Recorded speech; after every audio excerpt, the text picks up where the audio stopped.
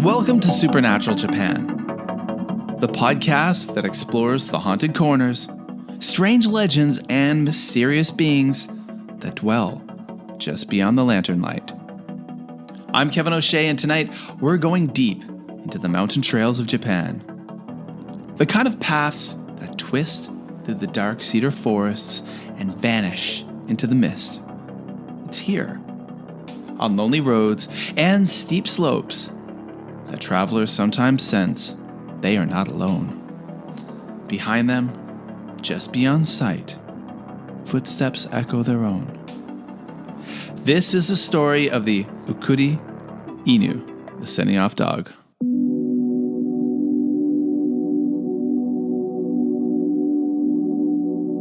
The Okuri-inu is one of Japan's lesser-known yokai, but among the most unnerving.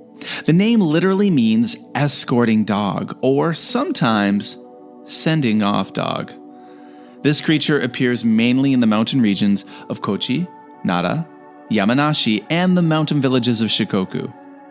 In some areas, it's said to be a wolf-like yokai, while in others, it's a massive dog, its eyes glowing like hot coals.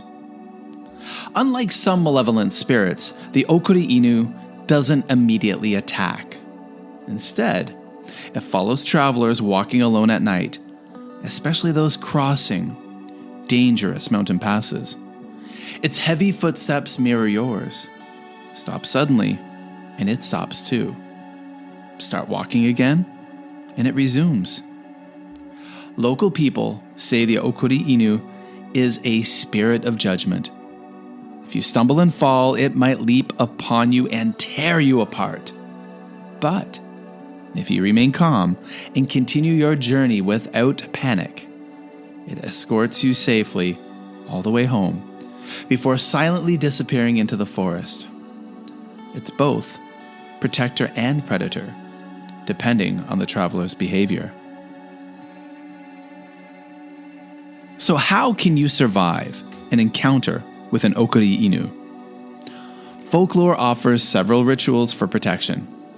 In Nara Prefecture, villagers used to call out into the darkness after reaching home. "Thank you for seeing me home, Okuri-inu." Then they'd toss a ball of mochi or a handful of fried fish towards the mountain path, a gift of gratitude for the spirit's escort. In Yamanashi, it's said that if you trip and fall while walking, you must pretend to tie your sandal or just adjust your straw hat, never letting the creature think you're helpless. Showing weakness is an invitation to be devoured. Some stories even say that the Okuri-inu is the spirit of the old Japanese wolf, once common in these mountains but now extinct. Villagers respected the wolves for keeping the forest in balance and feared them as the embodiment of divine vengeance if disrespected. So perhaps the Okuri-inu is a memory, a ghost of the wolves that once guided and guarded travelers long ago.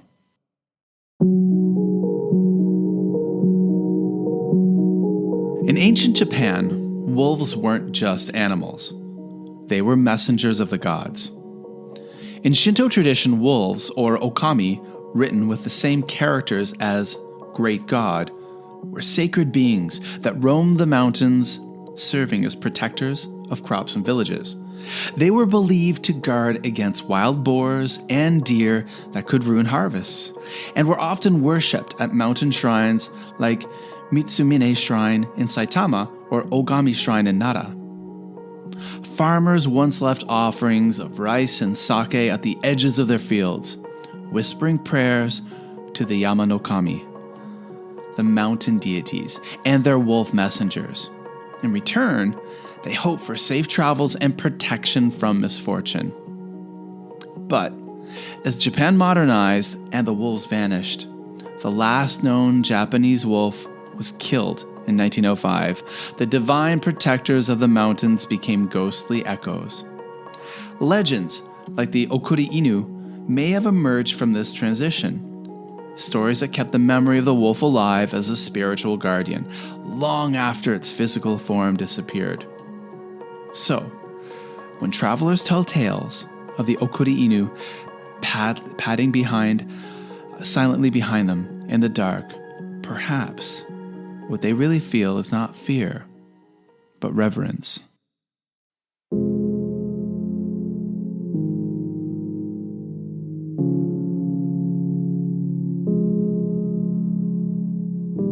What would it have been like to encounter an Okuri-inu a long time ago? Imagine this. It was the dead of winter in the mountains of Shikoku. The night was moonless, and Taro had stayed too long at a friend's sake party in the next village. He wrapped his coat tighter and began the long walk home through the forest trail. The snow was fresh and powdery, and each step a soft crunch beneath his sandals. Crunch, crunch. But after a few minutes, he noticed something strange. Another set of footsteps behind him. He turned. Nothing. Only the dark line of trees. He kept walking. Crunch, crunch, crunch. Then again another crunch, half a beat behind his own.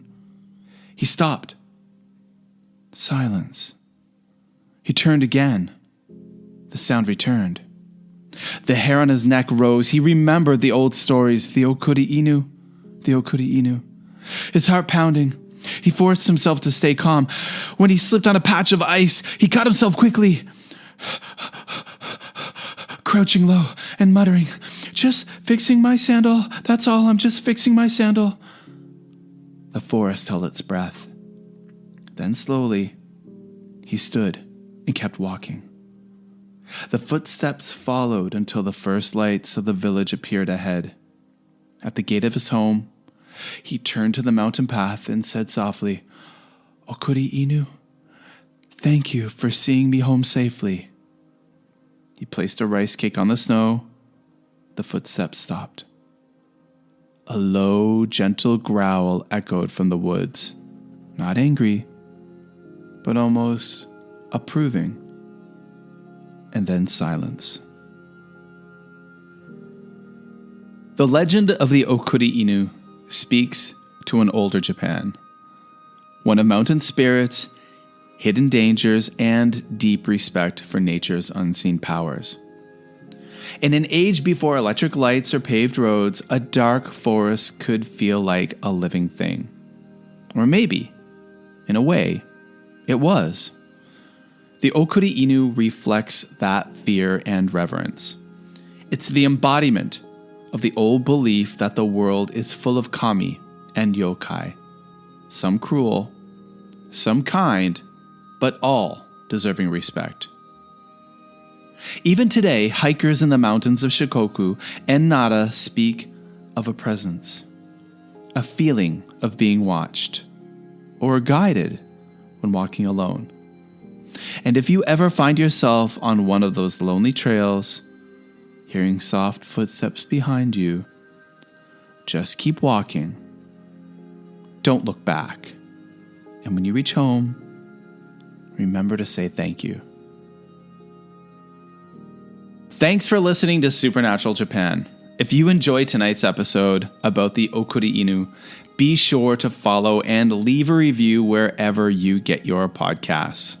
And I really want to thank friend of the show, Philip Jackson, for putting me onto this particular yokai, putting this on my radar. I had not heard the Okuri-inu, and then he sent me some information one night. I read about it and I was hooked.